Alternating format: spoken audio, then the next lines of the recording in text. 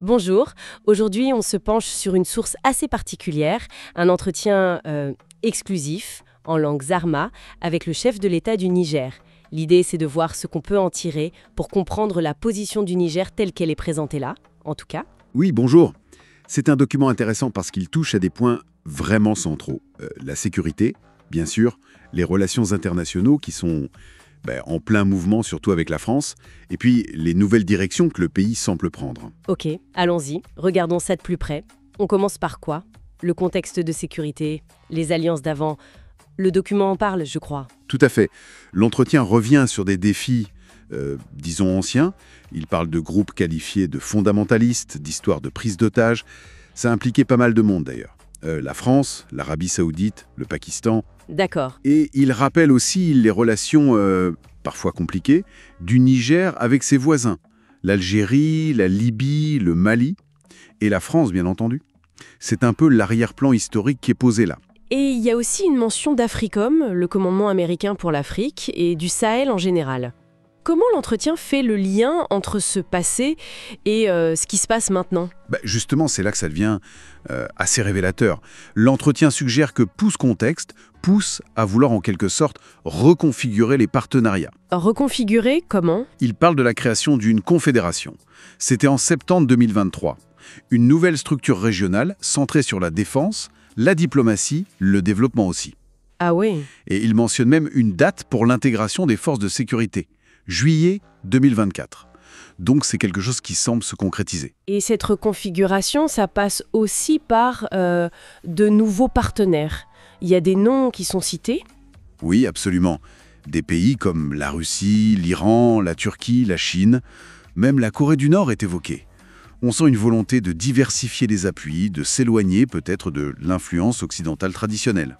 Une diversification très large alors. Oui, il y a même un exemple concret avec la Chine, une coopération sur un pipeline pétrolier. Un chiffre est donné, 270 000, mais bon, le document ne précise pas exactement à quoi ça correspond. Unité, monnaie, on ne sait pas. D'accord, et tout ça, forcément, ça a un impact sur les relations avec les partenaires, disons, plus historiques. Comment l'entretien parle de la France spécifiquement? Alors là, oui, il y a pas mal de détails. L'entretien mentionne plusieurs contacts avec des officiels français, surtout sur les questions de défense du Sahel. Des noms sont cités? Oui, des noms précis. Paul Bernier, Philippe, Jérôme Robert, Christophe Guilloux, Jérémy Robert de l'Élysée. Donc des échanges qui semblent avoir eu lieu. Et le point le plus marquant, c'est sans doute cette date pour le départ des forces françaises. Exactement. Le 31 décembre 2024 est mentionné comme date butoir souhaitée. C'est assez direct comme message, tel que rapporté dans l'entretien. Ça marque une volonté de tourner une page, clairement. Et au-delà de la France, est-ce qu'on a une idée de comment sont vues les relations avec l'Union européenne, par exemple, ou d'autres pays de la région? L'entretien évoque des discussions avec l'UE, l'Allemagne aussi, et puis des échanges avec des voisins comme la Côte d'Ivoire, le Sénégal, le Nigeria. C'est un peu plus rapide, mais ça montre que le dialogue n'est pas rompu partout.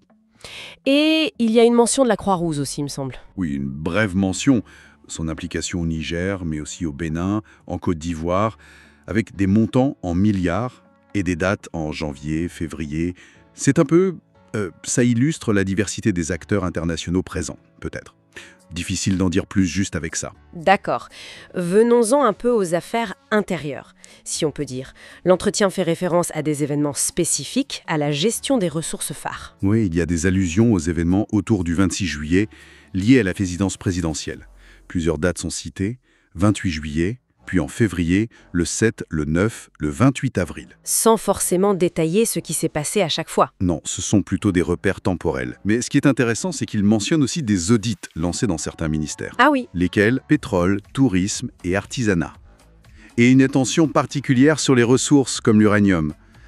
Ça suggère une volonté affichée de reprendre la main, de contrôler davantage ces secteurs. Et côté sécurité intérieure, est-ce que l'entretien évoque des incidents, des problèmes sur le territoire? Oui, il y a des mentions, des explosifs découverts au Mali en mars par exemple, et d'autres incidents en décembre, janvier, avec des enquêtes qui seraient en cours.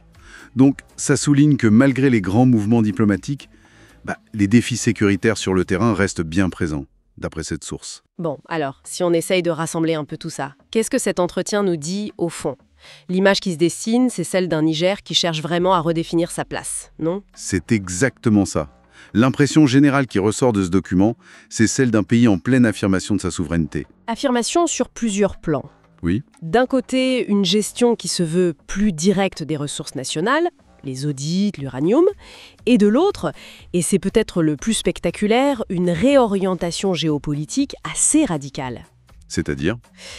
Une prise de distance marquée avec des partenaires historiques, la France en tête, et en parallèle, la construction active de nouvelles alliances, que ce soit cette confédération régionale ou les rapprochements avec des puissances comme la Russie, la Chine. Donc, si on essaie de voir de la stratégie derrière, d'après les éléments de cet entretien, bien sûr, ce serait quoi? Diversifier pour moins dépendre et renforcer le contrôle national. C'est une lecture qui semble assez cohérente avec les points soulevés, oui. On voit ces deux axes. Chercher de nouveaux soutiens pour ne plus être, selon leur perception, trop liés à l'Occident, et en même temps reprendre la main sur l'économie et la sécurité du pays. Tout ça nous amène peut-être à une dernière question, une réflexion pour aller plus loin, toujours en se basant sur ce que dit cet entretien, ces changements d'alliance qui semblent quand même très rapides et cette volonté d'affirmation, quelles pourraient en être les conséquences à long terme pour le Niger lui-même, mais aussi pour la stabilité de toute la région du Sahel? C'est la grande question, effectivement. Et cet entretien, en donnant la perspective du chef de l'État, offre des éléments pour y réfléchir, même s'il ne donne évidemment pas toutes les réponses.